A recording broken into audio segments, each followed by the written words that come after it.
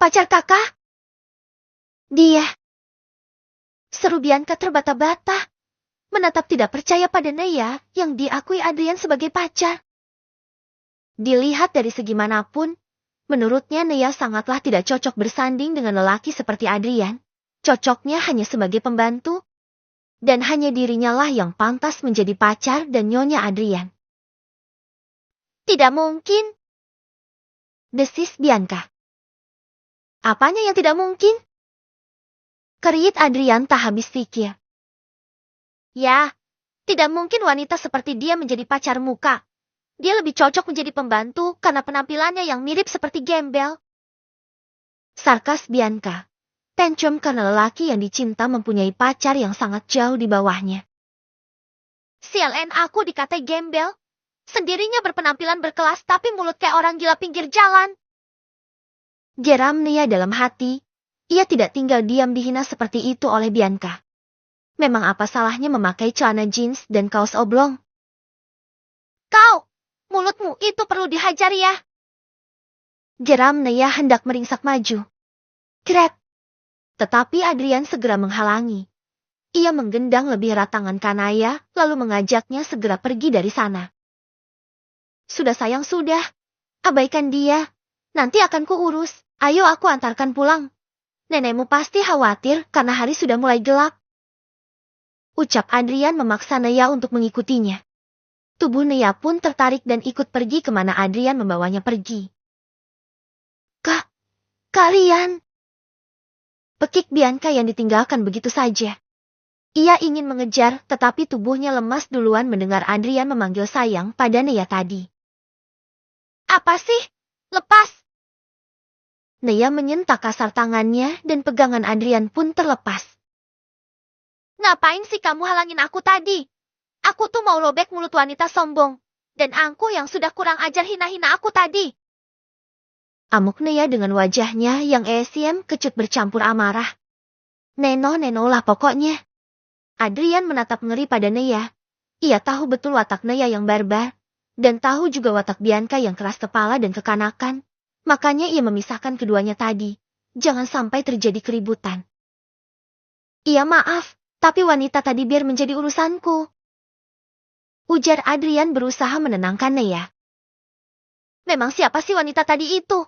Pacarmu? Ketus Nea bertanya.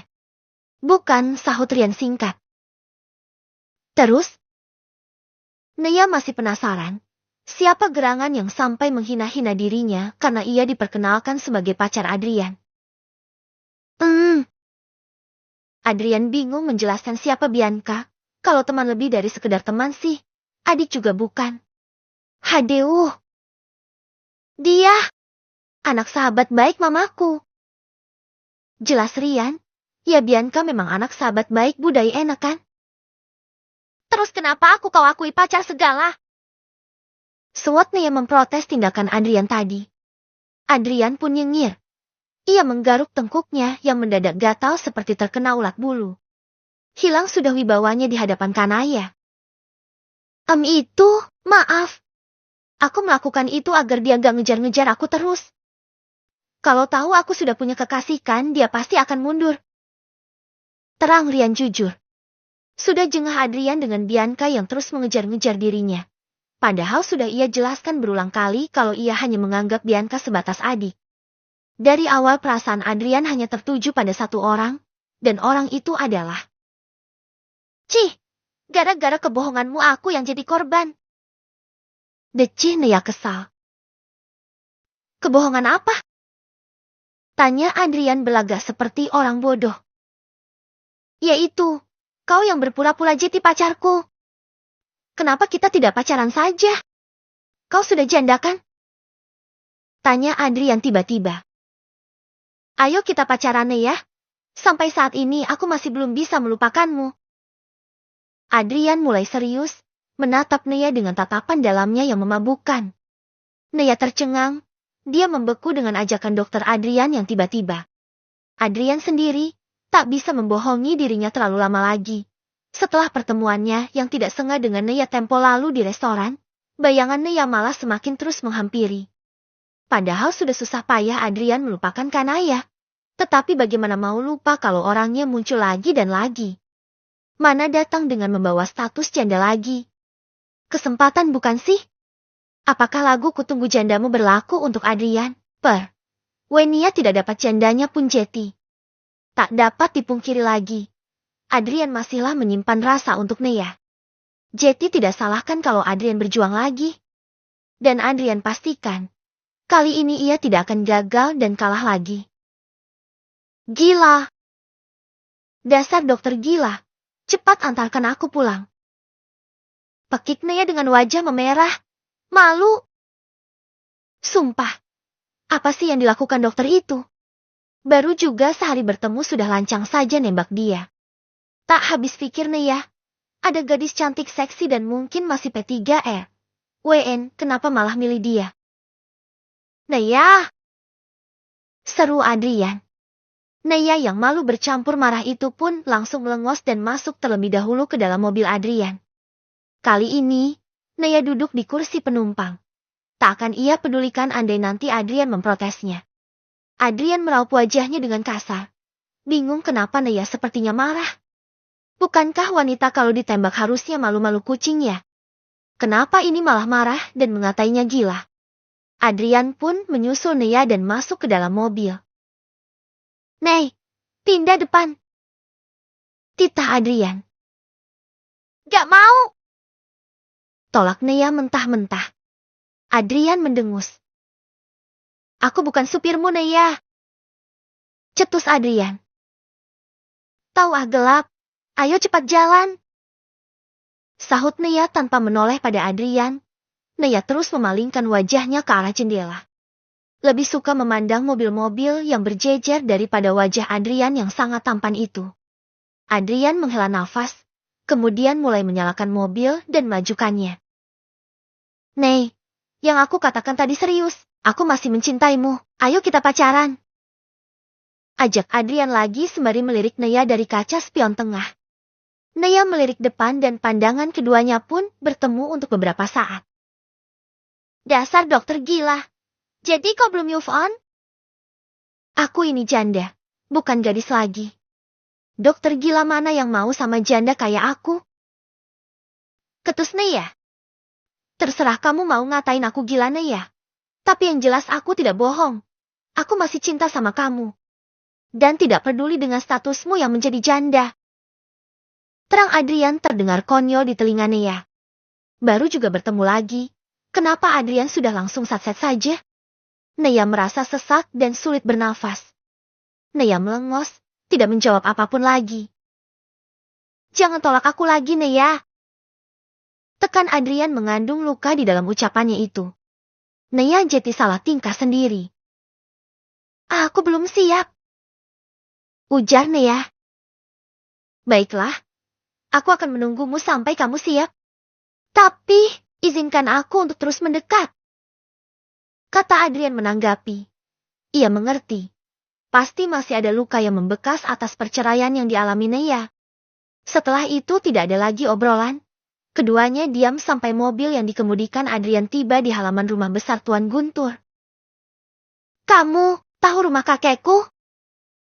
Nea membuka suara. Penasaran karena Adrian tahu tempatnya tinggal padahal seingatnya ia belum memberitahu alamatnya. Tahu. Aku sudah beberapa kali ke sini memberikan nenekmu. Jawab Adrian. Mana ponselmu? Tiba-tiba Adrian menengadahkan tangannya. Meminta ponsel Nea. Buat apa? Kerit Nea heran. Keduanya masihlah di dalam mobil. Dan dari atas sana, ada Cecil yang menatap heran mobil Adrian. Itu bukannya mobil dokter Adrian ya? Mau ngapain dan sama siapa dia? Apa nenek sakit lagi? Gumam Cecil bertanya-tanya. Pinjam sebentar. Pulsaku habis dan mau hubungi seseorang. Penting. Ucap Adrian beralasan. Sika, dokter kok sampai kehabisan pulsa? Cibir Nea pelan. Tetapi masih didengar oleh Adrian. Dan Adrian diam saja. Matanya memperhatikan Nea yang mulai merogoh ponsel dari dalam tas. Kemudian disodorkan kepadanya. Nih. Naya memberikan ponselnya setelah ia membuka kunci pola pada ponselnya. Adrian menerima dan mulai mengotak-atik. Tak lama kemudian ponsel Adrian berdering. Naya melotot melihatnya. Kamu bohong ya? Tuding Naya. Enggak, aku memang gak punya pulsa. Aku punyanya kuota. Kekeh Adrian sembari mengembalikan ponsel Naya. Itu nomor pribadiku.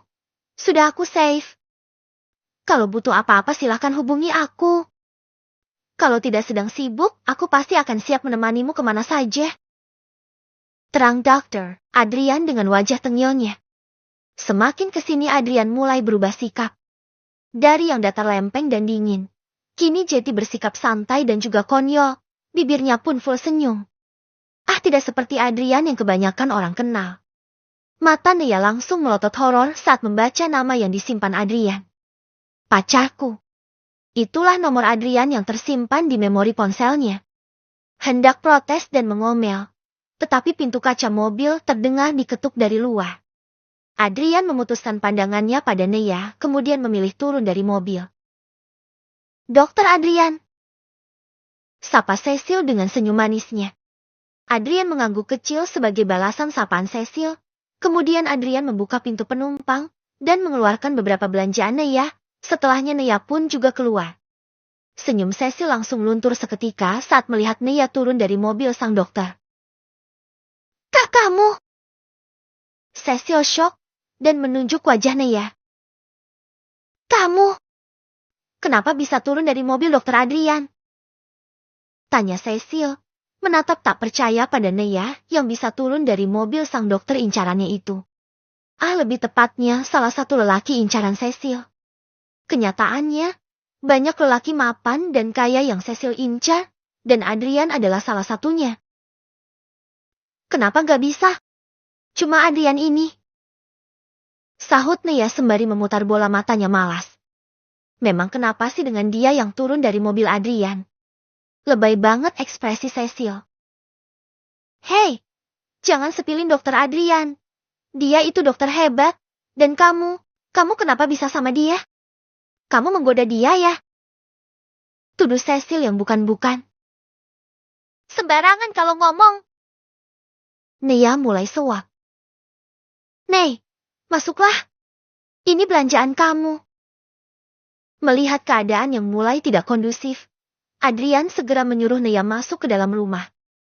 Mata Cecil melotot saat melihat banyaknya paper bag. Dokter, kenapa mau-maunya belanjain dia sebanyak itu? Jangan mau diperas dokter. Dia itu memang matre. Maklum dia kan berasal dari kampung. Cecil berusaha menjatuhkan Naya di hadapan Adrian. Naya mendelik kesal. Dasar Cecil ini. Tidak tahu apa-apa tapi bicara yang tidak-tidak. Heh. Mulut lo itu ya? Emang minta diremas dan diulek pakai cabai setan sekilo. Tukas Naya mulai terpancing emosi. Grab. Ayo masuk saja. Takut terjadi perkelahian Adrian terpaksa merangkul Naya dan membawanya masuk ke dalam rumah. Dan kamu, jangan asal nuduh kalau tidak tahu apa-apa. Sebelum benar-benar pergi, Adrian sempatkan menegur Cecilia. Sementara Cecil, mulutnya menganga lebar melihat pemandangan tersebut, mana kena kau tegur lagi. Cecil pun memberengut kesal. Apalagi sih kamu halang-halangi aku? Aku tuh mau kasih pelajaran padanya, karena mulutnya sudah lancang menuduh yang tidak-tidak. Naya memberontak pada Adrian. Naya, kamu itu harus berusaha sabar. Jangan langsung terpancing dengan omongan orang. Nasihat Adrian. Cekah, tahu apa kamu? Asal kamu tahu, terakhir aku sabar malah harga diriku diinjak-injak. Jetty jangan ajari aku sabar karena aku sudah menahan sabar cukup lama. Naya malah memarahi Adrian yang bermaksud baik. Adrian pun menggaruk tengkuknya yang sama sekali tidak gatal. Jetty dia salah ya? Hei, ada apa ini? Kok malah ribut-ribut? Kalian berantem ya? Seru Nyonya Ruby yang ternyata ada di ruang tengah dan sedang menonton drama kolosal. Bukan Nyonya. Hanya ada sedikit berunding kecil. Ujar Adrian sembari menampilkan senyum menawannya. Naya yang melihatnya pun melengos. Tak mau menatap lama-lama wajah tampan Adrian yang sialnya membuatnya selalu terpana akan ketampanannya. Karena setelah diperhatikan, wajah Adrian ini jauh lebih tampan ketimbang 2 tahun yang lalu saat terakhir dokter itu magang di desanya. Oh begitu, jangan sering berdebat ya. Sebagai pasangan kalian harus terus harmonis. Seru Nyonya Ruby dengan senyum khasnya. Mata Naya langsung terbelalak mendengarnya. Sementara Adrian hanya mesam-mesem. Ia senang dan dalam hati mengaminkan agar ia dan Kanaya benar-benar menjadi pasangan yang sesungguhnya. Nenek bicara apa sih? Kami itu bukan pasangan. Hanya kebetulan kenal dan nenek juga kan yang suruh dia menemaniku belanja. Sanggah Naya cepat. Sedangkan Cecil menguping pembicaraan mereka dari balik tembok. Ia bersembunyi di dekat sekat pembatas antara ruang tamu dan ruang keluarga. Loh bukan pasangan tah? Nenek kira dengan melihat kalian yang rangkulan tadi kalian sudah resmi jadian. Ucap Nyonya Ruby menatap heran keduanya. Naya pun melirik kesal pada Adrian. Sementara Adrian terlihat salah tingkah sendiri. Nenek salah paham kok. Kami tidak ada hubungan apa-apa. Sanggah Naya lagi, mempertegas hubungannya dengan Dokter Adrian. Dokter suka nggak sama cucu saya ini? Uhuk. Naya langsung terbatuk-batuk tersedak air liurnya sendiri mendengar pertanyaan random neneknya itu. Sementara Cecil di sana tengah menutup mulutnya yang menganga lebar. Tak percaya dengan yang neneknya ucapkan. Tidak hanya suka Nyonya, saya malah sangat cinta sama cucu Nyonya. Doakan agar Naya mau menerima perasaan saya. Jawab Adrian belak-belakan. Dan semakin membuat Naya dan Cecil yang berdiri tak jauh dari sana semakin menganga. Nyonya Ruby sendiri senyum-senyum tidak jelas. Bahagia sekali andai ia bisa berbesan dengan keluarga Mahendra. Tak hanya dikenal sebagai keluarga hebat dan terpandang karena Mahendra yang seorang dokter terkemuka. Kini nama keluarga itu semakin harum dengan adanya Adrian yang juga menjadi seorang dokter bedah jantung yang tak kalah handal dari ayahnya. Pak Dokter! Desis Naya menatap tajam Adrian. Apa-apaan Adrian ini? Baru juga sehari ini bertemu, sudah lancang sekali menyatakan perasaannya. Mana pula di depan neneknya langsung lagi. Huf! Naya serasa dibuat sesak nafas oleh kelakuan dokter tampan tersebut. Syukur kalau Anda menyukai salah satu cucu saya Pak Dokter. Lantas kapan sekiranya Anda dan keluarga datang melamarkan ayah? Tanya Nyonya Ruby semakin nyeleneh. Tetapi ada sebuah harapan besar di ucapan yang ia lontarkan. Saya siap Naya saja Nyonya. Tetapi, mungkin butuh waktu yang cukup panjang untuk saya bisa mendapatkan hati Naya. Jawab sang dokter yang menjadi incaran banyak kaum hawa tersebut. Mendengar jawaban sang dokter, lantas Nyonya Ruby langsung beralih menatap cucu kandungnya tersebut. Naya, tuh ada Pak Dokter yang siap menikahimu. Kamu jangan banyak pertimbangan. Dokter Adrian ini banyak yang suka loh. Beruntung pilihan Dokter Adrian jatuh ke kamu. Ucap Nyonya Ruby. Wajah Naya sudah tak bisa dikondisikan. Ia kesal dan sangat-sangat kesal saat ini. Oh wah gelap. Kalian berdua ini ternyata sama saja. Bikin kesal. Dengus Naya kemudian memilih ngacir pergi dari sana. Wajahnya sudah sangat memerah. Dokter dan neneknya itu kompak sekali meledeknya.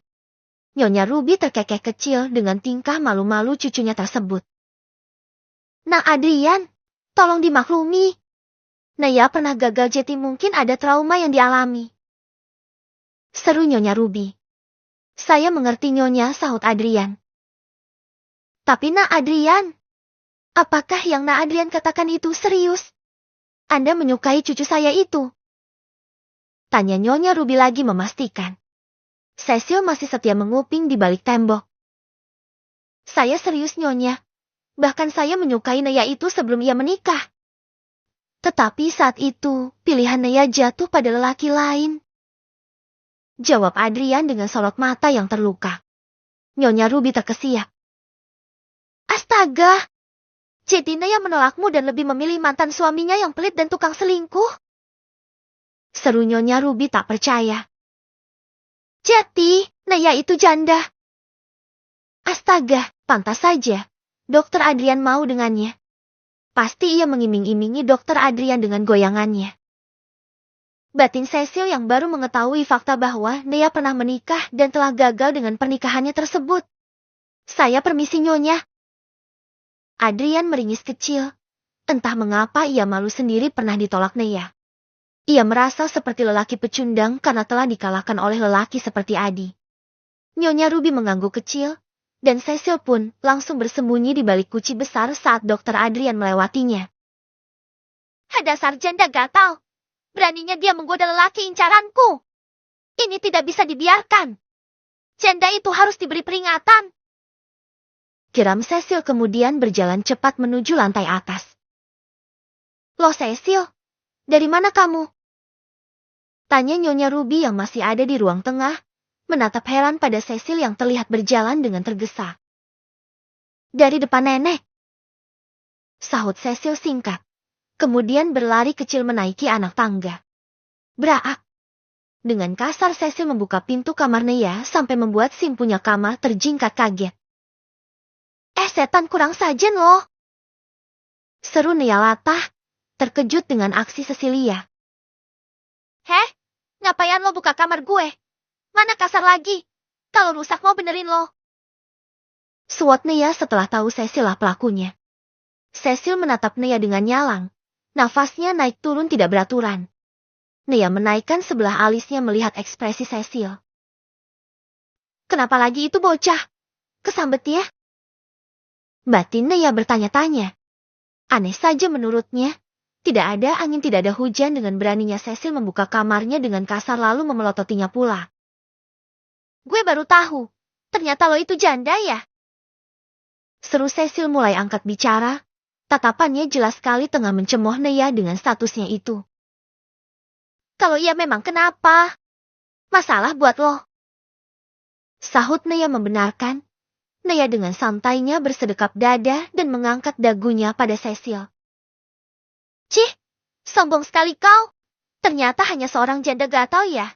Berani sekali kau menggoda calon suami masa depanku. Sini Cecil. Calon suami masa depan lo. Siapa? Nea menampilkan wajah bodohnya. Jangan sok polos lo. Gue peringatin ya. Jangan dekat-dekat dengan Dokter Adrian. Dia milik gue. Dan lo, sama sekali gak pantas bersanding dengan Dokter Adrian yang tampan dan juga dokter hebat di negeri ini. Sadar diri Nea, kalau lo itu cuma janda. Sarkas Cecil terang-terangan menghina dan merendahkan status janda kanaya. Nea hanya tersenyum simpul. Kemudian ia bangkit dari duduknya dan berjalan mendekati Cecil. Terus, yang pantas di sini siapa? Gitu? Tanya Nea menatap remeh pada Cecil. Apa maksud tatapan lo itu? Jangan kurang ajar lo. Jelas di sini gue yang lebih pantas bersanding dengan Dokter Adrian. Bukan lo yang cuma seorang janda. Gatal ya karena udah lama gak digaruk. Jadi lo menggatal sama calon suami gue. Jawab Cecil dengan berani. Nyatanya, kesabaran kanaya hanya setipis tisu. Itu pun tisu yang dibelah menjadi beberapa bagian. Plak! Geram dengan mulut tak beretika Cecil, Nea melayangkan tamparannya dan itu mendarat tepat di pipi mulu Cecil. Wajah Cecil tertoleh ke samping. Sebelah tangannya langsung memegang pipi yang terasa perih dan kebas. Cecil menatap Nea dengan mulut yang menganga. Tak percaya Nea akan sanggup menamparnya. Jaga mulut lo itu. Gue memang janda. Tapi gue gak gatal tuh seperti yang lo tuduhkan. Di sini yang sebenarnya gatal gue atau lo? Gue lihat lo tuh yang kegatalan sama Dokter Adrian. Lo kira mata gue buta saat lo tebar pesona pada Dokter Adrian saat di teras tadi? Cih, nyatain gue gak pantas karena gue janda. Mendinglah gue janda. Gue itu janda kaya yang terhormat. Lah elo. Siapa atuh yang cuma anak Mary? Ngaca lo. Lo itu cuma seorang anak dari perawat, tak ubahnya seperti anak babu. Gak punya attitude pula, lo itu yang sangat tidak pantas bersanding dengan Dokter Adrian. Nea membalas dengan tajamnya, nyelekit sampai ke ulu hati Cecil. Sebenarnya tak ada maksud hati Nea merendahkan seseorang dengan statusnya. mau miskin ataupun kaya, mau anak pejabat atau anak pembantu, tidak membuat Naya memandang sebelah mata seseorang itu. Tetapi tidak untuk Cecil. Cecil terlalu sombong dan angkuh, dan juga terlalu mencampuri urusannya. Naya tidak bisa untuk tetap diam. Memang wanita seperti Cecil yang lupa akan dari mana ia berasal wajib diberi pelajaran. Seharusnya Cecil ini bersyukur, karena yang hanyalah anak pekerja seperti Mary, disayang oleh majikan, dan sudah dianggap seperti cucu sendiri. Tetapi ini, Cecil dan ibunya lebih ketidak tahu diri. Loh, Elo nampar gue. Cecil menatap tajam pada Naya. Tidak terima sekaligus tidak percaya bahwa Naya mampu bertindak kasar seperti ini. Ya, memang kenapa? Mulut lo itu memang pantas kok digampar, agar tak lagi mengucapkan kata-kata sampah macam tadi. Sahut Naya tanpa rasa bersalah sedikit pun, malahan balik menatap sinis pada Cecil. Astaga! Dasar orang kampung, kelakuan pun kayak preman. Bagaimana bisa kakek dan nenek punya cucu sebarbar dirimu? Aku ragu kalau kamu cucu mereka. Kamu pasti oplas kan? Tuduh Cecil persis seperti ibunya. Naya memutar bola matanya malas. Terserah apa kata lo dah. Yang pasti gue lah pewaris dari semua yang kakek dan nenek miliki. Bukan lo. Naya menyeringai iblis. Cecil terperangah. Sebenarnya, Naya sama sekali tak mengharapkan apapun dari kakek dan neneknya. Tidak diberi warisan pun tidak masalah. Toh Naya sudah mandiri, bisa mencari uang sendiri, tak ada mereka pun Naya bisa makan. Tetapi, bagaimana mungkin Naya akan membiarkan orang rakus dan tamak seperti Cecil dan Mary mendapatkan warisan yang bukan haknya? Naya tahu betul apa yang diincar oleh ibu dan anak itu, dan Naya tidak akan membiarkan itu semua terjadi. Dialah pewaris yang sesungguhnya. Dan mau tak mau Naya akan mengemban amanah itu dan menjaganya dengan baik. Pergi, keluar dari kamarku. Usir Naya seraya mendorong-dorong tubuh Cecil agar keluar dari dalam kamarnya. Bruk! Sampai depan pintu, sengaja Naya mendorong kasar tubuh Cecil hingga tubuh Cecil pun jatuh dan tersungkur di lantai. Brak! Setelahnya Naya menutup pintu dengan kasar dan keras. Tak lupa menguncinya agar Cecil tak sembarangan lagi masuk-masuk ke dalam kamarnya seperti tadi. Cecil mengadu kesakitan, siku dan pantatnya terasa sakit karena membentur lantai dengan keras. Ia mendongak menatap nyalang pada pintu tersebut. Seolah-olah pintu itu adalah sosok Naya yang dibencinya. Kini tak hanya benci, tetapi Cecil mulai mendendam. Naya telah memperlakukannya secara kasar dan membabi buta. Sesuatu yang tak pernah ia alami selama hidupnya di dunia ini. Sedari kecil, ia selalu disayang, dimanja dan sama sekali tak pernah mendapat perlakuan kasar secara verbal maupun non-verbal. Ketika di sekolah pun orang-orang dan teman-temannya selalu memperlakukannya dengan baik. Memuja dan menjilatnya karena yang mereka tahu dirinya adalah cucu Guntur Mahesa. Tetapi, hanya seorang gadis dari kampung, berani menyentuh dan mengolok statusnya yang sesungguhnya. Tidak akan kubiarkan kau merebut yang harusnya menjadi milikku, Naya. Kau yang dari awal tidak ada harusnya memang tidak ada di dunia kami. Aku akan membalas semua penghinaanmu ini. Ucap Cecil dengan mata yang berkilat penuh dendam. Naya sendiri mulai molor. Tak ia pedulikan Cecil, memanglah Cecil tidak penting baginya. Dasar dokter sialen. Kenapa paket muncul pula di mimpiku? Umpat Naya kesal, karena baru saja hendak terlelap malah bayangan dokter Adrian muncul. Naya berguling dan menenggelamkan wajahnya pada bantal. Berusaha untuk terlelap. Kesal-kesal. Pulang-pulang Bianca menggerutu kesal dan seraya menangis sesenggukan. Mama dan papanya yang sedang menonton TV bersama pun menatap heran pada sang putri semata wayang. Kamu kenapa, Bi? Kok pulang-pulang nangis gitu? Tanya mamanya. Mita. Bianca langsung bangkit dan duduk tegak, menatap serius mama dan papanya. Papa, aku mohon, Pa. Aku tidak bisa tinggal diam lagi. Aku butuh bantuan Papa. Bukannya menjawab Bianca malah meminta bantuan papanya. Mita dan Putra saling pandang. Tak mengerti yang dimaksudkan anak mereka itu. Bantuan? Bantuan apa sayang? Tanya Putra. Papanya Bianca. Saputra Wijaya nama lengkapnya. Aku mau papa mengatur perjodohan antara aku dan kalian. Aku tidak mau kalian diambil orang, pa. Tolong bantu Bianca kali ini aja. Pinta Bianca merengek. Pak Putra pun menghela nafasnya. Rupanya tentang Adrian lagi.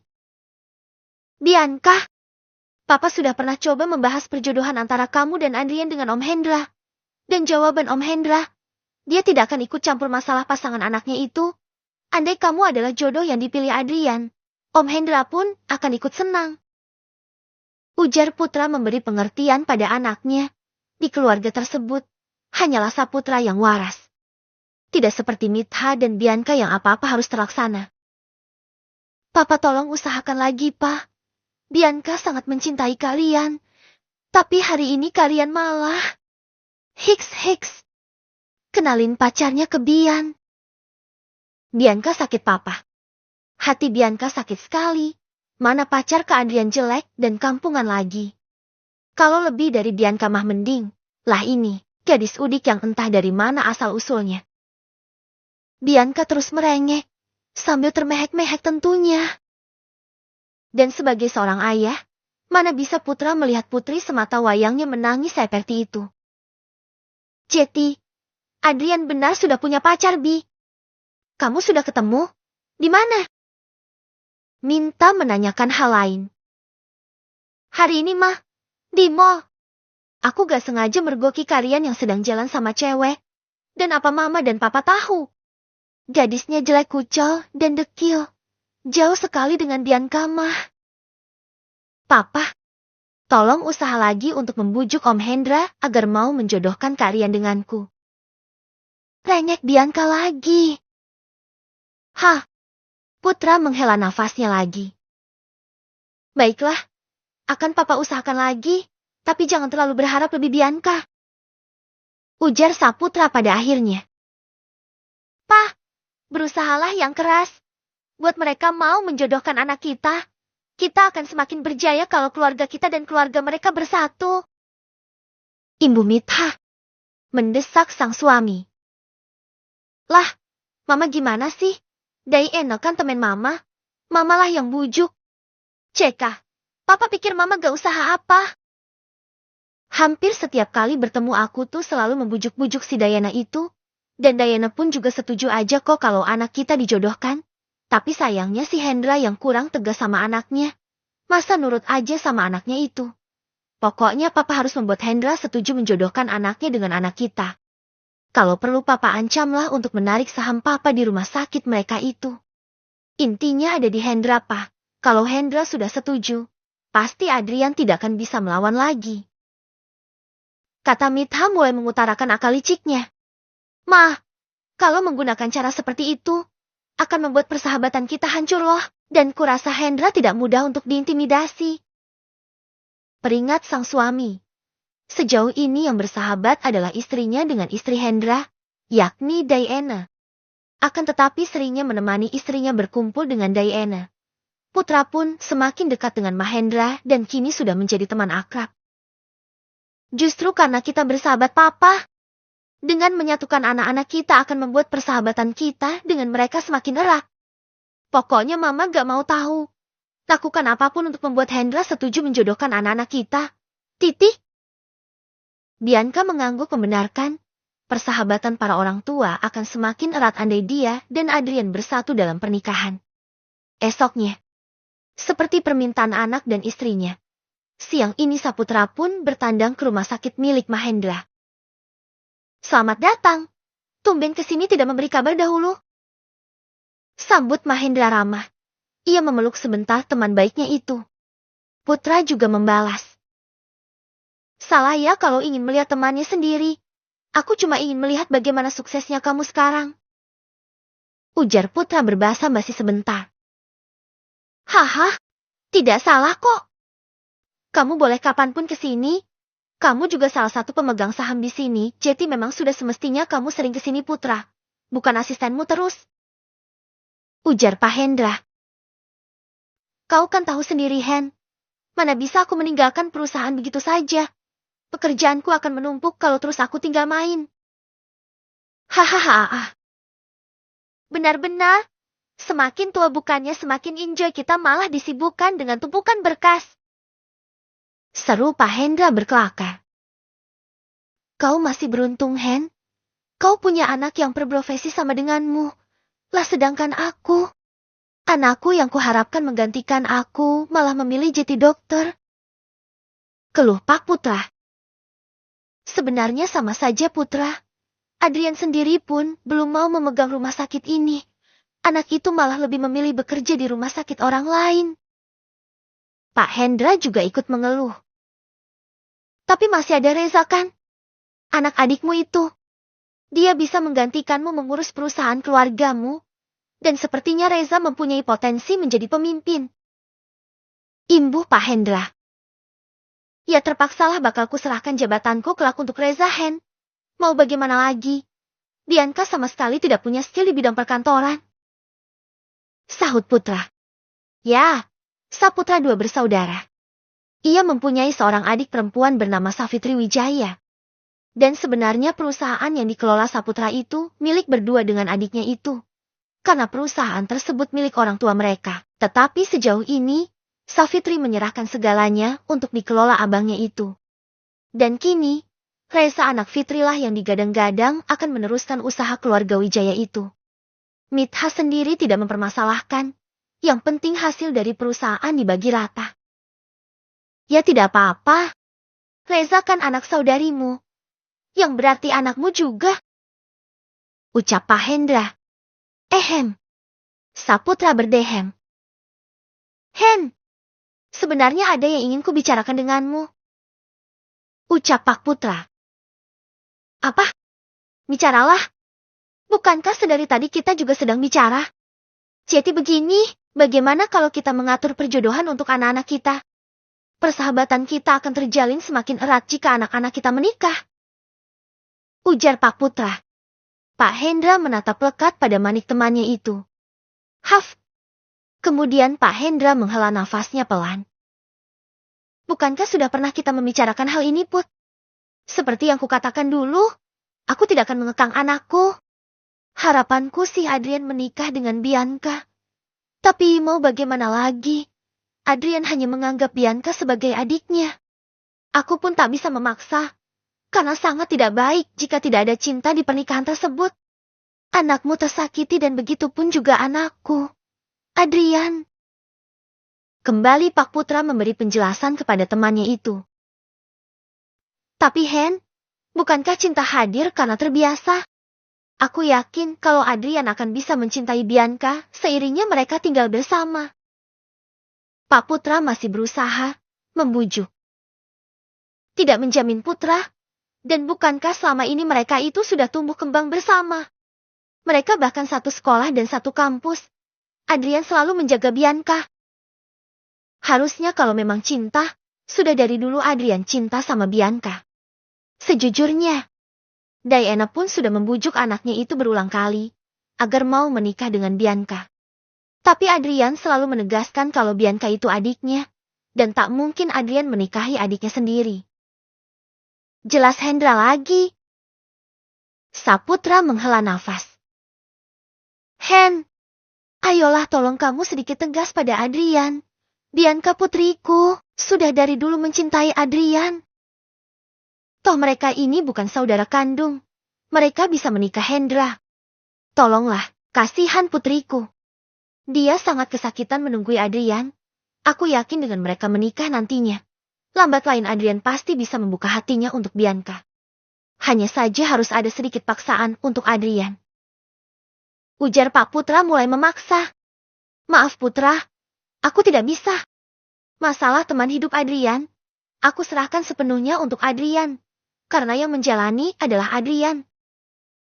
Tolak Pak Hendra lagi. Halus. Pak Saputra pun lama-lama geram juga. Kenapa temannya ini sama sekali tidak bisa tegas sih? Harusnya sebagai kepala rumah tangga bisa mengatur anaknya itu.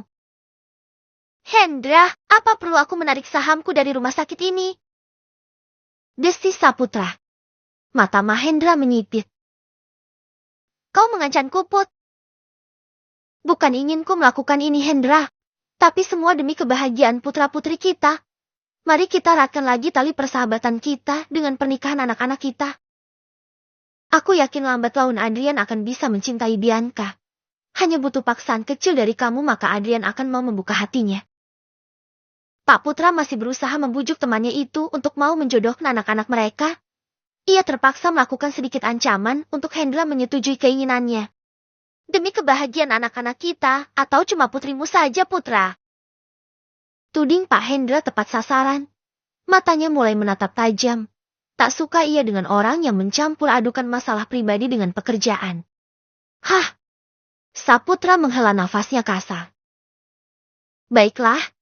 Kau tahu betul kan kalau putriku sangat menyukai Adrian, bahkan itu semenjak masih kecil. Selama ini Bianca juga sudah berusaha dengan keras untuk mendapatkan hatinya Adrian. Tetapi anakmu saja yang kepala batu tidak bisa melihat ketulusan anakku. Malah lebih memilih tenggelam dengan cinta masa lalunya yang bahkan tidak mungkin bisa bersatu. Ayolah Hendra, ini demi kebaikan bersama. Apa kau ingin terus melihat Adrian seperti itu? Patah hati yang tak berkesudahan. Sudah berapa umur Adrian saat ini? Apa kau akan membiarkan Adrian menjadi perjaka tua? Bukankah lebih bagus menikahkan saja anak-anak kita itu? Papar Pak Putra berusaha menyadarkan Pak Hendra akan kenyataan kalau Adrian sudah cukup umur untuk menikah. Haf! Pak Hendra menghembuskan nafasnya gusar. Akan kuusahakan lagi untuk membujuk anak itu mau menikah. Tapi aku pun tak menjamin. Seperti katamu tadi, Adrian itu sangat keras kepala. Dan sangat sulit mencairkan kepalanya yang sekeras batu itu. Dan, kamu kalau mau menarik sahammu ya tarik saja. Saya bisa mencari penanam saham yang lain. Yang pastinya tidak mencampur adukan masalah pribadi dengan pekerjaan. Ujar Pak Hendra kemudian menyindir temannya itu. Pak Putra berdehem beberapa kali. Merasa tertohok dengan ucapan Mahendra. Untuk itu maaf. Itu hanya sebuah upaya seorang ayah untuk putrinya. Sebagai sesama orang tua, kau pun harusnya mengerti karena itu demi anak. Ucap Pak Putra beralibi. Mencari kebenarannya sendiri agar dimaklumi. Pak Hendra hanya menggeleng kecil. Kalau begitu aku pamit Hen, dan usahakan lagi tentang anak-anak kita. Pamit Pak Putra masih sempatnya mendesak Pak Hendra. Pak Hendra tidak menyahut. Ia hanya menarik garis senyumnya sedikit. Setelah berpelukan sebentar, Pak Putra pun pergi, tentu dengan menahan segudang rasa malu. Tapi mau bagaimana lagi? Ia sendiri terpaksa melakukan hal tersebut semata-mata demi kebahagiaan sang putri semata wayangnya. Di kediaman Mahendra. Baru pulang Yan? Kau tegur Pak Hendra pada putranya yang baru saja pulang bekerja. Waktu menunjukkan sudah pukul 10 malam. Pasti putranya itu lembur. Iya, Pak. Papa belum tidur? Sahut Rian seraya mendekat dan dusuk tak jauh dari papanya. Belum. Sengaja Papa nungguin kamu. Ujar Pak Hendra. Rian menaikkan sebelah alisnya, menatap heran pada papanya. Nungguin aku? Ada apa, Pak? Apa ada hal yang penting? Tanya Rian dengan rasa penasaran yang cukup tinggi. Karena biasanya, jarang sekali papanya sampai rela menungguinya seperti ini. Hampir tengah malam pula, biasanya yang sering menungguinya itu mamanya. Tetapi sekarang tak terlihat batang hidung Budayana. Ya, cukup penting. Papa ingin memberitahu kamu kalau Papa dan Om Hendra sudah bersepakat untuk menjodohkanmu dengan Bianca. Minggu depan kita ke rumah mereka. Untuk melamar Bianca menjadi istrimu. Ujar Pak Hendra. Jadi ya, seolah terkena sambaran petir di tengah malam. Tubuh Rian membeku. Matanya langsung melotot seketika. Jantungnya juga berdebar-debar kencang seolah ingin meledak mendengar kabar tersebut. Kabar yang menurutnya seperti sebuah kabar duka dan lara. Pak, jangan seenaknya memutuskan. Ini hidupku. Aku yang akan menjalaninya. Papa tidak berhak mengatur hidupku. Aku akan menikah dengan pilihanku, Pak. Jadi jangan memaksaku untuk menikah dengan wanita manapun yang sama sekali tidak aku cintai. Kata Rian seolah keluar asap dan tanduk di kepalanya itu. Tentu saja dia marah, kesal, dan murka. Kecewa juga. Bisa-bisanya papanya itu memutuskan masalah hidupnya. Di sudut lain, Bu Diana nampak ketar-ketir. Ia mengintip dan memasang telinganya lebar-lebar untuk melihat dan mendengar semuanya. Dan ia melihat situasinya cukup memanas. Tapi mau sampai kapan, Rian? Nunggu papa dan mama meninggal dulu baru kamu mau menikah? Kami sudah tua, Rian. Ingin melihatmu menikah dan berkeluarga. Sampai kapan kamu terus tenggelam dengan cintamu yang tidak jelas itu? Bukankah wanita itu sudah menikah? Harusnya kamu juga menikah dan buktikan kalau kamu bisa mendapatkan yang lebih darinya. Bukan malah terpuruk seperti ini. Suara Pak Hendra mulai meninggi. Ia ingin mencoba. Andai ia bersikap keras seperti ini, apakah Adrian anaknya akan patuh? Seperti sedang bertaruh, Pak Hendra mencoba peruntungan. Pak, Rian bukan terpuruk. Tapi cinta itu yang tidak mau pergi dari sini. Lirih Rian sembari menunjuk ke arah dadanya. Pak Hendra terpekur melihatnya. Papa pikir Rian tidak pernah menjalin kasih dengan perempuan lain. Papa salah. Sudah sering Rian mencoba melupakannya dengan wanita lain, Pak. Akan tetapi, dia tetap tidak mau pergi. Dan apa Papa tahu? Dia kini telah kembali dengan status yang baru, yang pastinya bisa untuk Rian dekati. Papa bersabarlah, aku sedang berjuang untuk mendapatkannya. Tidak lama lagi, Rian akan membawa calon menantu ke rumah ini. Kata Rian memberitahu kalau cintanya telah kembali. Pak Hendra menatap tidak mengerti. Apa maksudnya? Kembali dengan status yang baru. Apa maksudmu itu, Rian? Wanita itu kembali dengan status yang baru? Janda maksud kamu? Tiba-tiba Bu Diana ikut nimbrung. Penasaran dengan ucapan putranya, Bu Diana memutuskan untuk keluar dari persembunyiannya. Mata Rian menyipit. Ya, dia sudah bercerai, Mah. Jawab Rian pelan, pelan sekali tetapi masih bisa didengar oleh papa dan mamanya. Mungkin ini adalah jawaban mengapa perasaan Rian tidak bisa berpaling. Mungkin dialah memang jodoh Rian. Dan Rian pastikan kali ini Rian akan bisa mendapatkannya. Imbuh Rian dengan semangat yang membara. Jangan gila, Rian. Kamu mau menikahi seorang janda begitu? Tidak. Mama tidak akan pernah setuju. Pekik Bu Diana menggelegar. Mah! Rian menatap mamanya terkejut. Kamu tampan, masih bujang, karier pun bagus. Bagaimana mungkin kamu menikah dengan seorang janda, Rian? Mama tidak akan pernah merestuimu. Apa kata dunia nantinya kalau kamu menikah dengan janda? Tidak, itu tidak boleh terjadi. Mama tidak rela kamu dengannya. Sudahlah, mau tidak mau kamu menikah saja dengan Bianca. Titik. Tidak dengan Kanaya maka tidak dengan siapapun, Ma. Rian lebih memilih tidak menikah seumur hidup. Balas Rian tegas. Tak mau kalah dengan mamanya. Ini hidupnya. Dia yang akan menjalani sebuah rumah tangga. Bukan kedua orang tuanya. Rian, kamu berani melawan Mama? Mata Bu Diana melotot sempurna. Rian pun bangkit, lalu menatap dingin pada mamanya itu. Bukan maksud Rian untuk tidak menghormati Mama. Tapi bukankah dulu Mama juga menentang sebuah perjodohan? Rian sama Ma, Rian punya pilihan sendiri. Dan Rian tegaskan, Rian akan menikah dengan wanita pilihan Rian. Balas Rian membuat mamanya langsung bungkam. Keadaan pun seketika menjadi hening. Pak Hendra terlihat memijit pelipisnya. Kemudian Adrian meraih tas kerjanya dan langsung pergi menuju lantai atas, di mana kamarnya berada. Bruk! Bu Diana mendudukkan dirinya tepat di samping sang suami. Papa sudah berusaha, Mah. Papa sudah mencoba tegas dengan Rian. Tapi lihatlah sikap anak itu. Malahan semakin berontak. Gumam Pak Hendra pelan. Bu Diana menghela nafasnya lelah. Lelah rasanya membujuk anak itu tetapi tidak mau menurut. Padahal calon istri yang dipilihnya itu cantik dan juga baik. Dan tentunya kedua keluarga sudah mengenal dengan baik. Udahlah, Ma. Biarkan Rian mencari kebahagiaannya sendiri. Ujar Pak Hendra sudah lelah. Ia pun menyerah.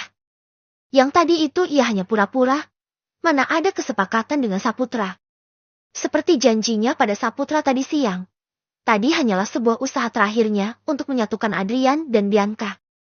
Mendengar seruan suaminya, Bu Diana langsung menoleh dan menatap garang suaminya. Maksud Papa gimana? Kita menyetujui Rian menikah dengan janda begitu. Ujar Bu Diana dengan wajah masam. Pak Hendra mengendikan bahunya. Apa salahnya dengan janda, Mah? Mama tidak tahu saja zaman sekarang, janda itu semakin di depan. Ujar Pak Hendra berseloroh. Sesungguhnya Pak Hendra tidak terlalu memperdulikan mau dengan siapa Adrian menikah. Yang penting anaknya baik dan punya sopan santun itu sudahlah cukup. Tidak perlu kaya karena dirinya pun sudah cukup kaya. Mau perawan atau janda, yang penting putranya bahagia. Tetapi istrinya dan juga Saputra selalu mendesaknya. Ya apa boleh buat. Papa ini kalau ngomong, janda semakin di depan apanya. Pastilah ada masalah kenapa wanita itu bercerai. Dan Mama tidak mau ya. Rian dengan wanita yang bermasalah. Enak saja. Dulu saja nolak anakku. Setelah pisah dengan lelaki pilihannya itu mau kembali sama Rian gitu. Dasar wanita tidak tahu diri. Dia pikir anak kita itu ban serep apa. Dengus Bu Diana yang tidak tahu apa-apa sudah mengklaim jelek pada Kanaya. Jangan bicara begitu, Ma. Kita tidak tahu apa yang membuat wanita itu bercerai dari suaminya. Kau tegur Pak Hendra yang lebih berpikir logis. Alah, di mana-mana yang namanya janda itu tidak baik, Pak. Janda itu nakal. Papa kalau tidak Mama jaga dengan baik pasti sudah kecantol sama janda genit itu. Dengus Bu Diana kesal. Teringat lagi dengan kisah masa lalu yang dimana suaminya hampir digondol janda gatal. Pak Hendra menggaruk tengkuknya yang mendadak gatal. Apa sih, Mah? Yang lalu biarlah berlalu. Kenapa disangkut pautin? Tidak semua janda itu kayak Pinkan. Sanggah Pak Putra. Pinkan adalah mantan pasien Pak Hendra. Sebagai dokter Pak Hendra orangnya memang ramah. Dan salah satu pasiennya itu menyalahartikan sikap ramah Pak Hendra. Setelah sembuh Pinkan terus mendekati Pak Hendra. Yang awalnya diam-diam sampai terang-terangan. Ketahuanlah oleh Bu Diana. Waktu itu Bu Diana hendak mengantarkan makan siang untuk Pak Hendra. Dan di sanalah Bu Diana melihat ada seorang wanita yang merayu-rayu suaminya. Tentu Bu Diana murka. Tanpa banyak kata Bu Diana langsung menghampiri dan menghadiahi sebuah tamparan untuk Pinkan. Pinkan dipermalukan di muka umum oleh Bu Diana. Pelakor zaman dulu masih punya rasa malu. Sehingga setelah kejadian itu tidak pernah lagi muncul menggoda Pak Hendra. Berbeda dengan pelakor zaman sekarang. Yang sama sekali tidak punya urat malu dan malah lebih galak dari istri sah. Berdalih dengan saling suka dan cinta. Menganggap berhubungan dengan suami orang itu wajar dan tidak salah. Papa, kamu masih saja mengingat namanya? Mama aja lupa nama janda gatal itu. Bu Diana melototkan matanya. Pak Hendra meringis, salah lagi. Udah, ayo tidur. Jangan bahas yang tidak penting. Pak Hendra menggamit lengan istrinya kemudian mengajaknya masuk ke dalam kamar. Pokoknya Mama gak pernah setuju Rian sama janda itu ya, Pak. Janda itu identik nakal. Gatel. Bu Diana masih saja mencerocos. Iya terserah Mama lah, dan terserah Rian juga. Pak Hendra netral saja. Kok juga terserah Rian sih, Pak? Itu Rian anak kita. Harusnya nurut sama kita orang tuanya. Bu Diana kembali marah. Ya coba aja terus, Ma. Salah-salah Riannya ngambek dan malah minggat dari rumah. Kayak Mama dulu. Celetuk Pak Hendra menanggapi. Mengingatkan bahwasannya Bu Diana pun pernah memberontak sampai minggat dari rumah. Bu Diana pun mengerucutkan mulutnya. Apa-apa ini menyebalkan sekali. Gerutu Bu Diana kesal. Lah tapi benar kan? Ingat sekali Papa waktu itu ditentang keras sama Papa kamu. Hanya karena waktu itu Papa masihlah dokter magang. Belum punya apa-apa. Cetus Pak Hendra lagi. Ya, Dulunya Pak Hendra tidak sekaya ini. Dia berasal dari kalangan mendang-mending. Tetapi prestasinya yang sangat luar biasa itulah membawanya menuju kesuksesan. Menjadi seorang dokter bedah handal dan kini bisa mendirikan rumah sakitnya sendiri. Bermitra dengan banyak pebisnis sehingga rumah sakitnya mampu sebesar ini. Bedalah, Pak. Yang ini tuh janda. Tekan Budai Ena. Pak Hendra hanya menggelengkan pelan kepalanya. Naya, perkenalkan. Dia ini Mr. Alfred. Dia yang akan membantumu belajar tentang bisnis. Tuan Guntur memperkenalkan seorang dosen jenius kepada Naya, cucunya. Terlalu lama jika Tuan Guntur menyuruh Naya untuk masuk kuliah. Lebih baik ia memanggil dosennya saja langsung dan belajar ke intinya saja. Masalah ijazah gampanglah. Dengan uang ijazah bisa dibeli. Naya menatap ngeri pada sosok Mr. Alfred yang bertubuh tinggi besar. Mungkin Naya hanya sebatas dada pria tersebut. Hei Nona, perkenalkan saya Alfred Telio Siregar. Panggil saja saya Mr. Alfred. Saya yang akan membantu Anda mempelajari bisnis dan seluk-beluknya. Ucap Mr. Alfred sedikit membungkukkan badannya, memperkenalkan dirinya pada Kanaya, cucu kandung Guntur Mahesa. Hihi, iya Mister. Mohon bantuannya. Naya sedikit cengengesan. Ganteng banget sih. Jerit Naya dalam hati, ragu apakah nanti ia bisa fokus belajar dengan guru yang super tampan. Baiklah, Naya, kau mulailah belajar dengannya. Kau tunjukkan di mana ruang belajarmu yang sudah kakek tunjukkan kemarin. Titah Tuan Guntur. Baik, Kek. Mari Mister, ikuti saya. Seru Naya, dengan semangat membara. Bagaimana tidak semangat? Gurunya setampan itu loh. Tom Crush Mahlua Aat. Hehi. Dari kejauhan, Mary menatap tidak suka Naya yang sudah mulai dipersiapkan Tuan Guntur. Serius gadis kampung itu yang akan memimpin perusahaan. Cih, salah-salah malah bangkrut dipegang olehnya. Sinis Mary bergumam. Ihem. Tiba-tiba Mbok Inem berdehem keras. Terus kalau bukan Noni ya, siapa lagi? Cecil? Hahaha, justru kalau perusahaan dipegang oleh anakmu yang sukanya foya-foya itu malah cepat bangkrut. Sarkas Mbok Inem menyindir. Hei babu, jangan ikut campur kamu. Sana kerja. Semprot Mary dengan mata mendelik. Ih, sendirinya babu ngatain orang lain babu.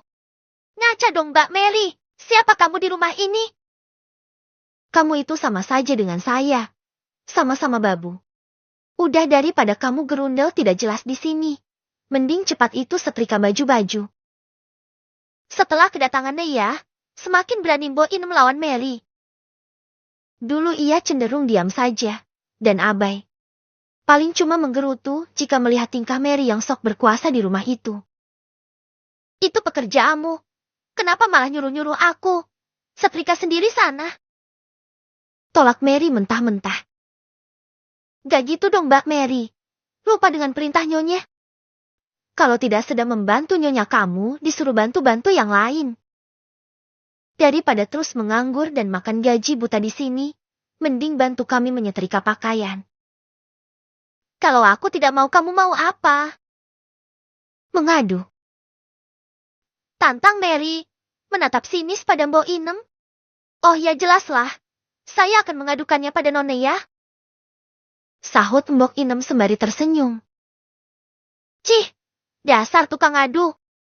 Kamu pikir aku takut sama bocah ingusan itu? Decih Mary meremehkan. Lo gak takut dipecat apa? Dari Nonea nanti sampai lo di telinganya nyonya. Dan sekarang nyonya itu lebih mendengar masukan dari cucu kandungnya itu. Karena sejauh ini yang dikatakan Nonea itu 100% benar. Bukan seperti Cecil yang selalu melebih-lebihkan. Dan satu hal lagi Mbak Mare, Nonea itu adalah pewaris. Yang artinya dialah yang akan mewarisi semua kekayaan nyonya dan tuan. Dan artinya lagi, Nonaya lah yang akan mengendalikan semuanya. Termasuk menggaji kamu. Balas Mbok Inem, semakin membuat Mary kesal. Dasar menyebalkan kamu, Nem. Belum tentu gadis kampung itu bisa menghandle semuanya. Ingat dia hanya dibesarkan di kampung. Sarkas Mary. Alah mbak-mbak, orang berasal dari kampung juga kok teriak orang kampungan. Mbak kan asalnya juga dari kampung. Gimana sih? Dan cerdasnya seseorang bukan karena dibesarkan dari kampung atau di kota. Kalau dasarnya cerdas ya cerdas aja kali mbak. Apalagi Nona itu turunan dari tuan dan nyonya langsung. Sedikit banyaknya adalah kegeniusan yang menurun ke Nona ya. Bantah Mbok Inem. Mary geram karena Mbok Inem mengungkit dari mana ia berasal. Dan memang benar sih, ia juga berasal dari kampung. Tapi tetap saja ia tidak suka kalau ada yang mengungkit asal-usulnya. Kalau gak mau kuadukan pada nyonya, cepat bantu pekerjaan kami Mbak Mary. Entah itu nyetrika atau membersihkan kolam renang. Dua-duanya malah bagus. Ayo cepat sana. Ucap Mbok Inem lagi. Mary mendengus kesal. Dasar babu sialen. Lihat saja kalau kami berhasil menguasai semuanya. Akan kupecat kamu tanpa pesangon. Batin Mary menjerit. Kemudian Mary berlalu. Ia menuju ruang belakang di mana banyak tumpukan baju bersih yang sudah menggunung. Sialen sekali itu Inem. Seenaknya saja nyuruh-nyuruh orang. Areh. Andai anak kampung itu tidak datang kemari. Sudah pasti ku hajar mulut Inem yang kurang ajar itu. Seru Mary menggerutu. Di sisi lain, Mbok Inem juga menggerutu. Dasar Mary, Mary, dari mana si tuan memungutmu? Kok bisa-bisanya tak tahu diri seperti itu? Harusnya kamu bersyukur, hidup seperti ini saja sudah sangat bagus. Anakmu disekolahkan sampai mau jadi sarjana. Otomatis masa depannya bakalan cerah. Kenapa malah menginginkan yang bukan milik kalian? Huff. Bersyukur sekali karena sekarang sudah ada non Kanaya. Semenjak ada non Lia Mary sudah tidak banyak bertingkah lagi. Gumam si Mbok menggerutu. Ia mulai mengambil kemoceng. Siap membersihkan pernak-pernik rumah dari debu. Setelahnya dilanjut akan mengelap-elap barang-barang anti koleksi Nyonya Ruby. Setelah 1 minggu tidak dibersihkan pastinya akan ada debu yang menempel. Mbok Inem memang tidak sering membersihkan isi lemari itu. Karena di dalam lemari palingan cuma seminggu sekali Mbok mengelapnya. Dan hari ini jadwalnya mengelap barang-barang antik tersebut. Saat sedang mengelap, tiba-tiba mata Mbok Inem menyipit. Menatap pada susunan barang koleksi sang nyonya yang sepertinya hilang sebagian. Loh, ini kemana yang berbentuk sepeda dan beruang makan bambu? Kok gak ada? Gumam Mbok Inem sembari celingak-celinguk mencari 2 barang itu. Seingatnya, ada koleksi yang berbentuk sepeda antik, dan juga patung kecil berbentuk hewan pemakan bambu, tetapi ia cari-cari tetap tidak ketemu. Bahkan susunan barang pun berubah dari yang biasanya. Wah, ada yang tidak beres ini. Gumamnya lagi. Wah, ada yang gak beres ini, pasti ada yang mengambilnya. Gumam Mbok Inem memicingkan mata curiga. Harus dilaporkan ini. Nyonya harus tahu. Gumam Mbok lagi, merasa harus melaporkan hilangnya barang koleksi tersebut. Kalau tidak segera ia laporkan, salah-salah ia yang dituduh. Bergegas Mbok Inem pun menuju kamar sang nyonya rumah, meninggalkan pekerjaannya barang sejenak demi melaporkan temuannya. Tok! Tok! Mbok mengetuk pintu terlebih dahulu. Siapa? Terdengar teriakan Nyonya Ruby dari dalam, menanyakan siapa yang telah mengetuk pintunya. Ini saya Nyonya, Inem. Sahut Inem. Naya sendiri saat ini mulai sibuk dengan belajarnya bersama Mr. Alfred. Masuk Mbok. Seru Nyonya Ruby. Mengizinkan Mbok Inem untuk masuk. Ceklek. Setelah mendapatkan izin, barulah Mbok Inem berani membuka pintu. Dengan berjalan sedikit pelan Mbok mulai memasuki kamar sang nyonya. Ada sedikit keraguan menyelimuti hatinya. Tetapi di sisi lain ia harus memberitahu kalau ada barang yang hilang di rumah ini. Ada apa Mbok? Tanya Nyonya Ruby. Ramah. Seperti biasa, kalau tidak merajut ya menyulam. Keduanya itu adalah hobi Nyonya Ruby. Dan kali ini Nyonya Ruby memilih menyulam di dalam kamarnya. Begini Nyonya, saya ingin memberitahukan kalau Mbok Inem menjeda sebentar ucapannya. Huf. Seleta menghembuskan nafasnya, Mbok kembali melanjutkan. Iya Mbok. Kalau apa? Tanya Nyonya Ruby menatap penasaran pada si Mbok. Itu Nyonya. Barang anti koleksi Nyonya ada hilang. Imbu Mbok Inem melanjutkan. Mendengar hal tersebut, sontak mata Nyonya Ruby membola. Hah? Hilang, Mbok? Kok bisa? Tanya Nyonya Ruby, terkejut. Gak tahu Nyonya. Tadi saat saya sedang membersihkan barang-barang itu, saya baru menyadari kalau ada yang hilang. Susunan tempatnya pun berubah, dan barang yang hilang sepertinya lebih dari satu. Jelas Mbok Inem pelan. Sedikit ada ketakutan di dalam hatinya ia yang akan tertuduh. Hah? Serius Mbok? Wajah Nyonya Ruby cukup syok. Mbok Inem mengangguk. Iya Nyonya. Saya yang kerap kali membersihkannya, jadi lumayan hafal setiap bentuk koleksi Nyonya itu. Dan yang hilang 2 barang, yang berbentuk sepeda dan berungan pende. Kata si Mbok lagi. Tapi Nyonya, bukan saya mengambilnya. Sumpah, saya pun baru tahu. Kata si Mbok lagi memberitahu kalau bukan dirinya yang mengambil. Karena memang bukan dirinya. Pasti orang lain, dan orang itu pastinya orang dalam. Karena jika itu asli maling, kenapa tidak diambil semuanya? Pastilah seorang maling akan mengambil semuanya dan bukan cuma segelintir 2 gelintir. Bahkan susunannya pun disusun ulang sedemikian rupa agar terlihat tidak ada tempat yang kosong. Andai art baru, pasti tidak akan mengetahui ada yang hilang. Tetapi ini Mbok Inem, yang sudah lebih 20 tahun bekerja di rumah itu. Jadi cukup hafal Mbok dengan semua barang-barang di rumah tersebut. Iya Mbok, Mbok tenang saja. Saya percaya sama Mbok. Tapi kira-kira siapa yang mengambil Mbok? Apa maling? Ujar Nyonya Ruby. Sebagai art yang bekerja sudah lama di rumahnya. Sejauh ini Mbok Inem berkelakuan baik, jujur dan tidak banyak bertingkah. Pekerjaan pun bagus. Jadi Nyonya Ruby sangat percaya bukan Mbok Inem pelakunya. Jelas itu maling Nyonya, tapi menurut saya, malingnya itu orang dalam. Tukar si Mbok. Kening Nyonya Ruby mengerit. Orang dalam Mbok? Mbok Inem mengangguk. Berpikir logis saja Nyonya. Andai itu beneran maling dari luar, pastilah semua barang antik Nyonya diambil tanpa sisa. Lah ini cuma 2 aja yang hilang. Bahkan susunan barangnya dirubah. Kalau bukan orang dalam rumah ini, siapa lagi? Kita juga tidak ada tamu asing kan seminggu ini.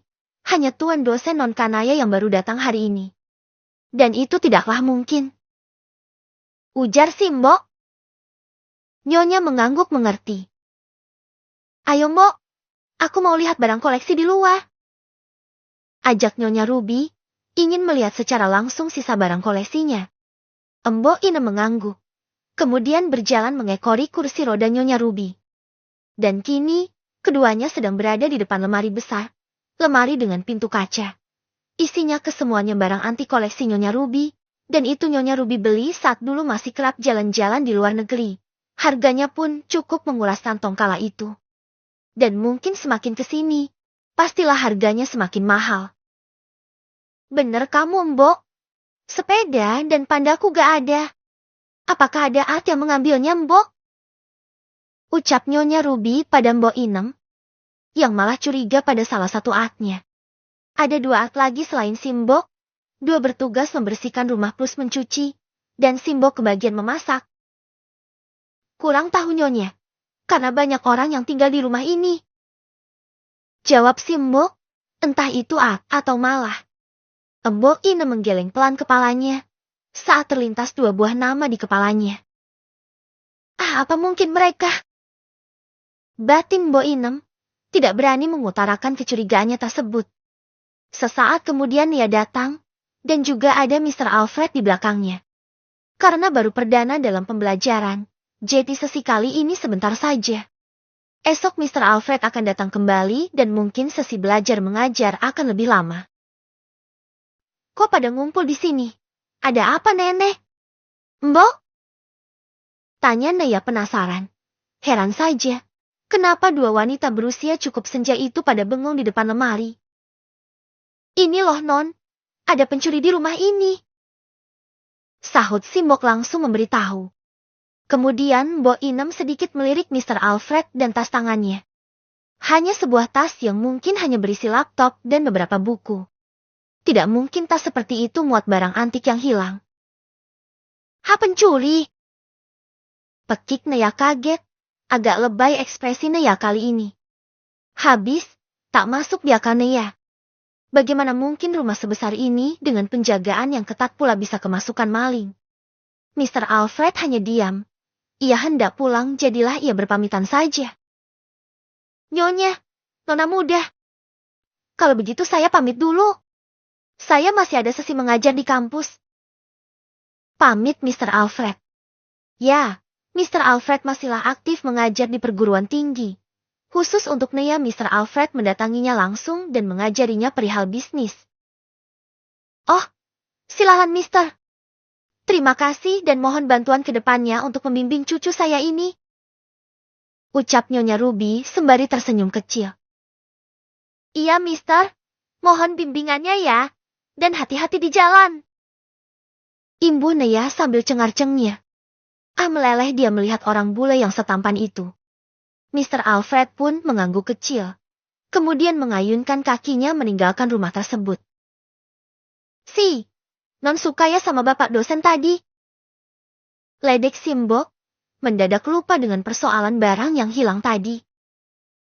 Sukalah Mbok, mana orangnya tampan begitu. Pinter banget kakek mencarikan tutor yang tampannya kayak Dewa Yunani. Jadi semangat Naya belajarnya. Hihi. Cengir Naya menanggapi. Wajahnya juga bersemu merah. Sedikit malu mengakui suka dan memuji tampan pada dosen pembimbingnya. Naya, Alfred itu 15 tahun lebih tua dari kamu. Masa iya kamu suka sama dia? Terus Pak Dokter mau dikemanakan? Sambung Nyonya Ruby, membahas perihal jodoh Nyonya Ruby juga melupakan sejenak barangnya yang hilang. Mendengar celetukan neneknya, wajah Naya yang tadinya berseri-seri dan mesam-mesam tidak jelas pun langsung masam seketika. Apa sih nenek ini? Orang Naya gak ada hubungan apa-apa sama Pak Dokter kok. Pak Dokternya kemarin hanya bercanda itu. Jangan diambil serius. Oke, kembali ke topik. Jeti, beneran ya ada maling di rumah ini? Siapa? Dan barang apa aja yang hilang? Seru Nei mengelak. Kemudian mengalihkan pembicaraan mengenai Dokter Adrian. Ya itulah yang sedang kami bicarakan Non. Ini Mbok tadi saat bersih-bersih baru tahu kalau barang antik Nyonya ada yang hilang. 2 koleksi Nyonya yang hilang Non. Dan kamu menduga orang dalam yang mengambilnya. Tapi belum tahu siapa. Kata Simbok. Itu mereka pada ngapain sih? Kok pada berkumpul di sana? Batin Mary yang tak sengaja melihat mereka bertiga. Sebenarnya belum selesai pekerjaan Mary menyetrika pakaian. Tetapi ia merasa haus dan memutuskan untuk mengambil air dingin ke dapur. Dan tak sengaja melihat mereka yang berkumpul seperti sedang membicarakan sesuatu. Penasaran Mary pun mendekat. Tidak mungkin menguping karena letaknya yang cukup jauh. Nyonya, ini ada apa? Tanya Mary dengan wajah penasaran. Oh ini loh Mare, ada barang antikku yang hilang. Sahut Nyonya Ruby menjelaskan. Tubuh Mary pun langsung menegang mendengarnya. Apa? Hilang? Kata Mary sedikit tergagap. Mata Naya menyipit melihat respon Mary. Ia pun menatap Mary dengan tatapan curiga. Iya, ada pencuri di rumah ini. Imbu Naya, dengan mata menatap Mary dalam. Kenapa kamu melihatku seperti itu? Kamu menuduhku? Mary tidak nyaman dengan tatapan Naya itu. Siapa yang menuduh? Orang aku cuma menjawab pertanyaanmu kok. Ucap Naya. Mary pun melengos. Nek, apa di rumah ini gak ada CCTV? Tanya Naya. Deh. Jantung Mary serasa mau loncat ketika mendengar Naya mempertanyakan persoalan CCTV. Dasar bocah sialen. Kenapa dia pakai tanya soal CCTV? Batin Mary mengumpati Naya. Oh, ada. Iya ya.